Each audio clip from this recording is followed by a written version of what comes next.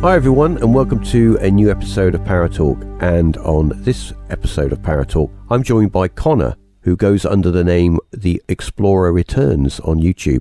And we're going to talk a little bit about some of his explores and some of the uncanny things that he's experienced, but also what is it like to be an urban explorer. So without further ado, let me bring in Connor and we'll get this show on the road. Hi Connor, and welcome to ParaTalk. And before I jump in and, start talking about stuff, give our listeners a little bit of background into the beginnings of your exploring. How did it come about? The first time I ever wanted to do some exploring, it was actually probably when I was around 12 years old. In my hometown where I live, there used to be a very big abandoned factory that used to be very close to my house. And I used to walk past it every day from school with my friends. And I used to look at it every day and be like, I really want to go in there and have a look, because it looked really creepy. It was all boarded up. It had been empty a long time. And one day, I think it was a Saturday, we decided to go up to it and have a look. And the front door was wide open. We literally just walked straight in, and we sort of just spent more or less every day after school inside this building. We were young, so we were like messing around. We'd take all our push bikes and all that in there. It was quite good fun. Funnily enough, the building next door to that also closed down. And we were like, we got a new building now. That's quite fun. Like, we should just go around looking at all the buildings that are closed down. We got into that one. There was a halt with it because obviously the residents living opposite it did call the police on us one day. I was taken home in a police car, which wasn't a good look when I was being 12. But, that was roughly when it kind of started. Like, I knew that I wanted to carry on doing it. And I thought, well, if there's this many in just my hometown, imagine how many there are elsewhere. I'd love to be able to just travel around and just go and have a look and find some and explore that way. And that's pretty much how it all started. Ever since I was that young, yeah. Well, yeah, I mean, the whole exploring thing, I mean, when you're younger, when you're a kid, I mean, for me, it was all sort of about going into old houses because they were apparently haunted and there was ghosts and, it's all part of growing up. One of the reasons that I wanted to get you on to an episode was because I have been watching your videos and I've been enjoying them. But I think anyone that listening to this episode knows who you are and have seen your videos knows that you kind of do these explores on your own, and it's a little bit sort of when you're watching it, you're thinking, is anybody going to jump out on you or whatever? How do you check places? How do you look at the history, or do you sort of do a sort of stakeout and look at these buildings? How do you pick the places that you go into? The type of buildings that I go for are the type that if you looked at it, you wouldn't want to ever step foot inside it. Like, I tend to go for buildings that look like they've been empty longer than I've been alive. I would look at it and think, right, take a picture of it, the thumbnail, absolutely fantastic. That's going to look excellent. So it's more of rundown buildings, like old industrial sites. I do like that type of thing. Or big mansions. They're quite a popular one that I do as well. Old commercial properties as well. They're quite popular with myself. It's just any building that you would look at and think, absolutely no chance would I ever step foot in that, regardless if it's nighttime or even with people. Like, it would just look disgusting. Do you ever worry that when you're on an explore, I mean, we're going to get onto it in a little bit down the road, but we'll get onto some of the weirdest and uncanny stuff that you've experienced. But in general, when you go on and explore, you're in a building, okay, and it's a building that's maybe been abandoned for 40 years and it's got all these stories that go with it. You maybe look up, you do a little bit of research and you find out all these urban legends about it and you think, yeah, this is for me. And now you go into that place on your own with your camera and a flashlight. What's going through your head? Every possible reason that would make me want to leave would be going through my head all at once, especially with the bigger locations. Or sometimes I will go to a building for the first time. Like, normally I return to most of my early nighttime videos were me returning to a location I'd already done in the daytime. Yeah. But sometimes, especially more recently, I'd go to a property that I've never seen before at night by myself. And that's when it really does become very hard to even record. Like, a lot of the time I'll turn up there and I'll look at it and I think, yeah, I'm not doing this tonight. And I'll go home, try again tomorrow night, and I'll go back a second night and I still wouldn't be able to do it. So it does get very hard, especially with the bigger buildings and in built up areas. They're the type of buildings that do make me nervous because obviously you don't know who's going to be inside. You don't know what the floors are like inside. I've had it a couple of times where I've been going up some stairs in like an old house and the stairs have collapsed below my feet. And I was actually hanging from the second floor. Luckily, I had a friend with me back then. That was a joint explore. So luckily, he managed to help me up. When you're in these buildings, okay, and not all of them are commercial buildings. Some of them are what used to be, I would say, private residence, and they're now derelict. They're just basically shells of a building. When you're doing those explores and you're sort of, documenting, because that's what you're kind of doing, you're documenting these places. When you come across maybe items that maybe somebody owned, or it was, maybe photo albums or whatever, do you find that there's that kind of weird, uncanny connection with, that this used to be a house, or this used to be a place where people would come and sit in a room and have their dinner and watch TV and live their lives? Do you ever feel a bit of that? I do, yeah. Especially when I go to buildings that have, because a lot of the time, especially these days, I don't know why they do it, but like old residential care homes, they tend to get closed down with everything left inside. I'm not sure why. I think it's more of a when a place like that gets closed very suddenly, no one ever seems to go back and remove everything. So like, there was one care home that I did where all the lights were still on. I went there at night, and all the chairs and that were all in the living room still propped up from when the person sat on it. And their glasses would be on like the armchair, and the newspaper would be folded over the other armchair. And I'm like, I can literally picture it in my head while I'm looking at it, what it would have been probably this time 5 years ago when there were people still sat here. And it really is like an eerie vibe. Like I can literally almost see them when I'm there, like picturing them sat in that chair. And now I'm walking through here and the whole place is completely falling apart. And, it's been empty a long time. Everything's got graffiti on it. I was wondering that when you do those kind of explores and you maybe walk into a room and you feel like you're walking into the past, do you ever... Absolutely. Do you ever get to a point when you come across those, those instances where you think, I think I'm done now. I think I need to leave? Oh, every time. Every single time. The thing is with that sort of video, going there at night, if I even hear the slightest noise, it could even be outside and completely irrelevant to what I'm doing, it will make me like freak out.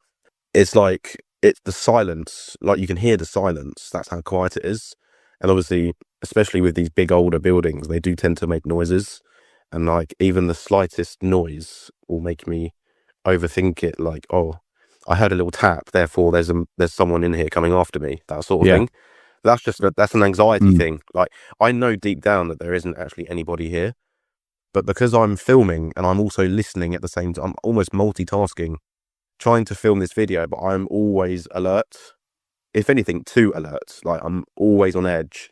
And it still happens to me even now. Like, I've been doing this a long time, and it still happens now where I'll go to like a building and I'll hear like in my most recent YouTube video, like the door upstairs, I knew what it was. Like, the windows are all broken. It's on the top of a hill. The door slammed shut. I could feel the breeze hitting the back of my head. And the door slammed shut. But I immediately thought people, because, I don't want to run into anybody. I don't want there to be anybody here. So because I've heard that, I've automatically assumed that there is people here, when actually it wasn't. It was just the door was flapping in the wind. So yeah, it's continuous. It's all the time, always hearing stuff and imagining things. I've noticed on one of your more recent uploads to your channel that you've started to implement a multi-camera setup. Is this for trying to capture maybe anomalous stuff that's going on, or is it also a safety thing? It's a safety thing, as well as I wanted to capture something for this video, because that video was actually the fifth video I filmed in that one location. Yeah. And over the years I've been going there, stuff always happened, and I always wanted to figure out what it was. So I set up those cameras. I mean, now I've set it up so I can watch them live from my location. So when I next do a video like that, I'll be able to watch on my phone what those cameras are seeing. Whereas in that video, I couldn't see because they were only little basic GoPros. But so they were for a safety thing, but ideally I wanted to catch something if anyone came in the building or if anything moved, I wanted to catch it on camera, for the video. So the main idea was for that. But again, especially when it comes to filming again shortly, I'll be able to watch those cameras live. So if I'm in a back room and the camera goes off and I look at it and there's people coming in, at least that way I'll have time to sort of prepare for what's going on. Or, you know, if I look at what the camera's seeing and it looks really dangerous, I'm going to jump out the window or find the nearest exit. So that sort of thing. But ideally, it's good for the video, having multiple different cameras around the property. Because, you know, I'll hear a noise, but I'll know for a fact that the static camera placed around the building will probably catch it, whatever it was. Is this the video that was it the House of Nightmares? That's it, the Place of Nightmares. Place of Nightmares. Now you say you've been back multiple times and you've had other uncanny things happen there. What kind of things did you have happen? So the first time I went there was actually, I'd never been there before. This was probably one of the rare times where I've actually gone to a building not knowing what to expect. All I knew is that it was there and it was abandoned. Yeah. And I arrived there probably around midnight on the first ever video I did there. And when I climbed through the window, the TV was playing. Like, this was back when the building was in pristine condition. Okay, yeah. Obviously, it had natural decay, but it wasn't known to the urban exploring world at all. Like, I'm pretty sure my video was the first on it, but because it was close to where I live, I happened to find it one day and thought, oh, look at that. Anyway, I went in there and the TV was playing. Now, it was playing a horror film called, I believe it was Slashed. Right. It's like a horror, it's like you know, like Saw the film. Okay, yeah. Yeah, it was like that sort of film playing on the TV, and all the lights were on, and I'm like, right, this is a big problem. I did go back to the car and sit in there for about half an hour, and I thought, don't think I want to go in here. It was definitely abandoned because obviously the driveway was all boarded up. Yeah. A lot of the windows were boarded up, so it was definitely abandoned. But I thought, well, there's clearly people here. Like, why is the TV playing? Who's turned it on? The lights are on. There's bed sheets everywhere. Like, the beds were still made from when the place was open. But I did decide to go in. Well, I say that I did go in, and it took me 4 attempts. I ran out 4 times before I managed to actually go in and film a proper video. But while I was in there, I could hear what sounded like people. I never saw anybody, but I could hear people and I could hear things going on. When I walked into the main living area, I heard cutlery jiggling in the kitchen, which was a door in front of me. Or the lights would turn off. Now, I'm pretty sure I debunked that. I'm pretty sure because the place was filling up with water. Right. Like the flooding coming in through the ceiling. I'm pretty sure the fuse blew inside the fuse box, which is why all the lights in the house went out. I think it just happened to be very lucky to be stood there right when it happened. But I could hear people, and I could hear... So back then, there used to be a lift, and you could even use it. You could press the button and the lift would come down.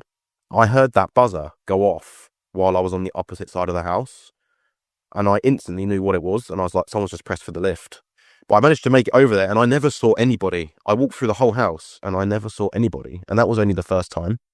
You're in a building, okay? You've got stuff going on. So obviously immediately you think, oh, it's just people, or maybe there's squatters in here. But then you start to experience stuff that you can't find a rational reason for. At what point do you think I either leave, or do you get to the point where you get so sort of, I'm not going to use the word, well, maybe scared, but where you can't leave, you just want to stand still and you can't move? Absolutely. That happened to me in this exact building quite a few times, where I would hear noises coming from, because there was only one way in, one way out, and it was a tiny window at the back of the house. And we're talking 75 to 80 bedrooms, this care home. So it's huge. And I could hear noises now coming from where I had entered. And I stood there for ever, it felt like forever, just listening. And I could hear doors, I could hear footsteps, like you can hear the floorboards, and then I heard stuff upstairs, and I'm like, this building sounds like it's full of people, but I never saw anybody. Never. That was one of those places that will forever baffle me. I've never got round to like sort of figuring out what was going on that night. It still remains a mystery. Now, I was going to ask you, when you go into these buildings and you're kind of going in at the dead of night, you always, it's a night time, it's sort of what we call the witching hour, 3 o'clock in the morning. And you're sort of wandering around these places that used to have activity. You don't know what went on there. You don't know, what the full history of the building is, but the building is still there. Do you feel that you're kind of in the prime place for something otherworldly to happen? Oh, definitely. I think, especially bearing in mind everyone around you is probably asleep, so it's silence outside the building. Inside is even more silence. I feel like you're more likely to hear stuff and to maybe come across things when everything is settled, if that makes sense. Whereas in the Yeah. day, you can always hear traffic outside, people talking. You know, there's sun shining through the windows. Where when it's pitch black and the only thing that's lighting it up is your torch, all sorts of things could be going on. Like, I sometimes sit there and ask myself, if that happened to me while I was in the building, what's going on in it right now while there's no one there? Mm. Like, we'll never know. We don't know because we're not there. So it's always pitch black in there, and you never know what's going to happen, or if there's stuff going on in it right now as we're talking, you just don't know. Have you ever picked up any, what I would call anomalous sounds on your camera recordings when you go back and do your edits, or anything that just, that shouldn't really be there? I've had it a few times. A lot of the time, if I hear something, I'll try and figure out what it is. But there's been actually a couple of times where even I haven't heard it, and someone in the comment section of the YouTube video will be like, "Did you hear that?" And I'm like, "No." I'll go to the video and you'll hear it. Like, for instance, I can't remember what video it was. I'm pretty sure it was an old mansion. I think it was last year that I done it. Someone heard, or it sounded like someone breathed over my microphone. Like, it was like a very faint breath, but it Yeah. wasn't me, because obviously my breathing, unfortunately, was, if anything, too loud, because obviously I had a microphone on. So if I Yeah. was breathing heavy or even normally, you could really hear it and it was very clear. But this one was actually really faint. It sounded like it was probably maybe 1.5 feet in front of the mic. I didn't hear it, obviously, in person, and I didn't hear it editing either. But obviously people wear earphones, and obviously they heard it through the earphones. So I put some earphones on and I listened back to it, and I thought, oh my gosh, it actually sounds like there's someone in front of me breathing.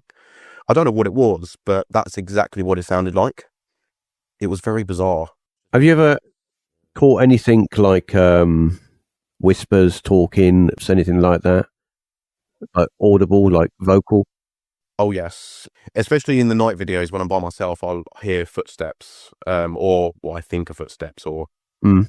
anything that's unexplainable will happen in a nighttime video while I'm by Yeah. myself. 90% of the time. Sometimes it happens when I'm with other people, but it's quite rare, because obviously I'm not really lit. When I'm on my own, I'm continuously listening for that sort of thing. I'm ready for it from the moment I step foot in there. Whereas when I'm with friends, I'm talking. We're talking about the building, so we don't really pay attention to that much. But as far as, paranormal stuff, I've caught stuff before. My first ever video was actually when I caught like a humming noise coming from like an old asylum building. And we actually caught like a mist going past the loft hatch. I don't know if you've seen that, but that was the first video I ever uploaded. And that, to this day, it was actually my father that pointed that out. I was just showing him the raw footage. I filmed it on a GoPro. And I showed my father. I was like, "Oh look, we went to Hellingley Asylum." And he was like, "What was that just flew past the door?" And I was like, "What?" And I went, rewatched it, and there genuinely was, no joke, a mist that flew past the loft hatch while I was looking up there with the camera. And that was then followed by like a whoosh noise. And that was filmed with a GoPro Hero 3. And this was before there was even such thing as editing anything. It literally just a raw video of going in, and that happens. Do you ever do any research on the property for maybe find out if it was any, tales about it? If I believe that it would have some form of paranormal presence, I would always do research. Sometimes I can't. Like, recently I did like a really old college. There was no history on it. The only thing I knew about it was that it was abandoned, and it was the worst looking building I've ever laid eyes on. I thought that's perfect for a video. But old mansions and stuff like that, I'll always do research. Care homes as well, or like an old orphanage, definitely do research on that. Care homes fascinate me when people do explores of care homes, because it's a kind of it's the last stop of the line, if to put it that way. Yeah, absolutely. To try and be, YouTube friendly.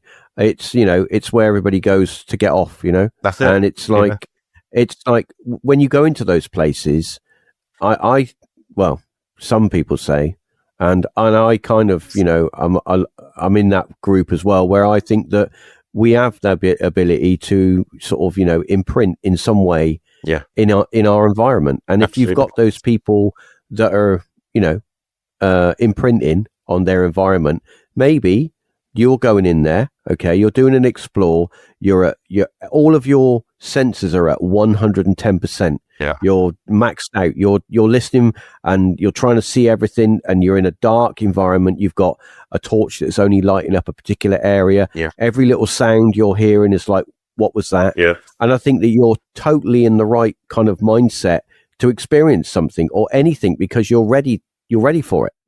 So I'm wondering that you can pick up on stuff like that. And I was going to ask you, not necessarily the actually experiencing hearing or seeing stuff, but have you ever been in places where you don't know nothing about the history, all you know is it's a building and you want to explore it because it looks interesting, and then you go in there and the whole mood of the place just changes?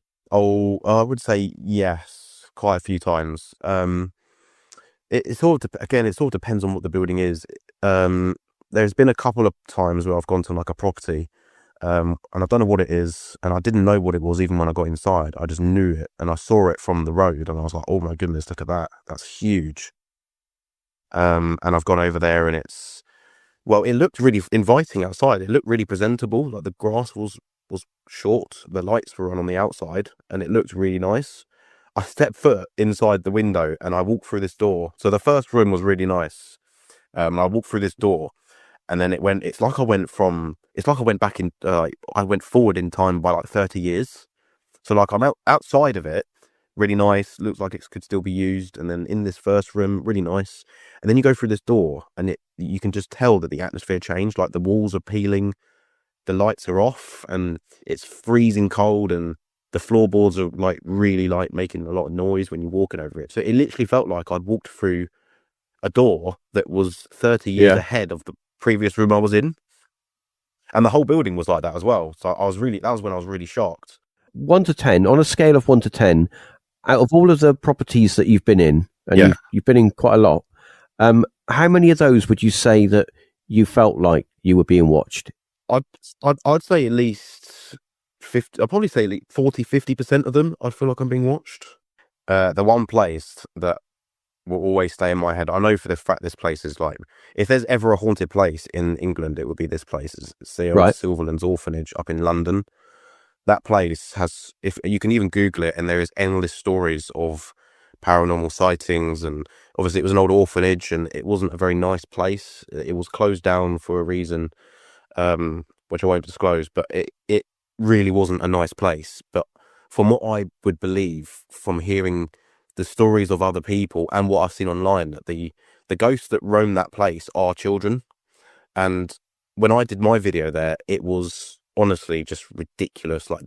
It was like hearing kids running around, and there was doors and that opening. And again, this was another video at night when I was by myself, and I go back to what you said earlier about standing there frozen because you can't move because you're too busy listening.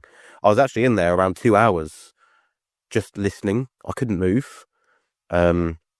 That's probably one place I will try and go back to at some point, and do another video there, because I haven't been back there for probably the past 4 years, 5 years maybe.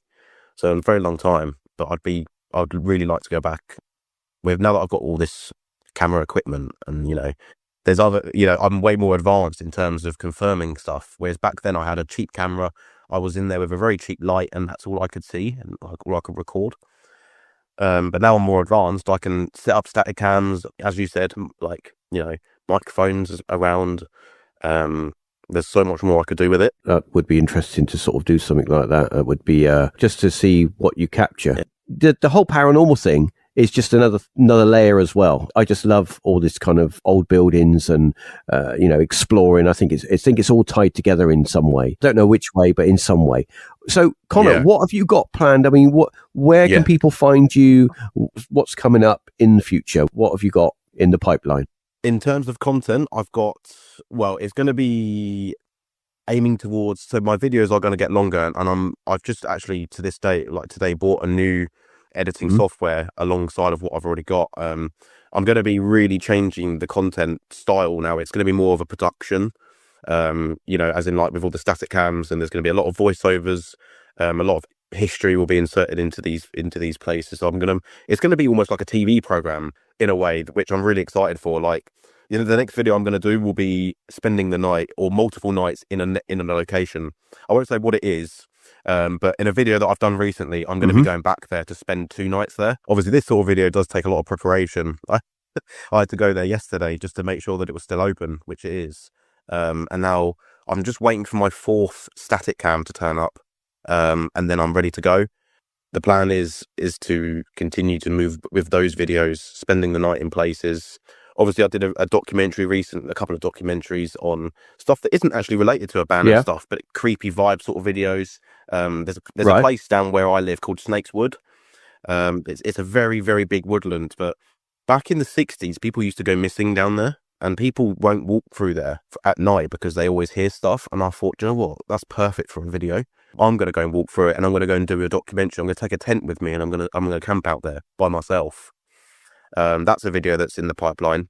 That's going to be a very interesting one. Excellent, Connor. Well, once again, thanks very much for joining me. I'm sure you'll be back at some point with an update after always nice to hear what you've been up to. Thanks for everyone for listening. And remember, give us a like and a share wherever you're able to. The links and everything will be in the show notes. So if you want to check out Connor's channel, make sure you do, because there's loads of quite creepy content on there. And if you love exploring, then, he's your man. And until next episode, thanks for listening. Talk to you soon.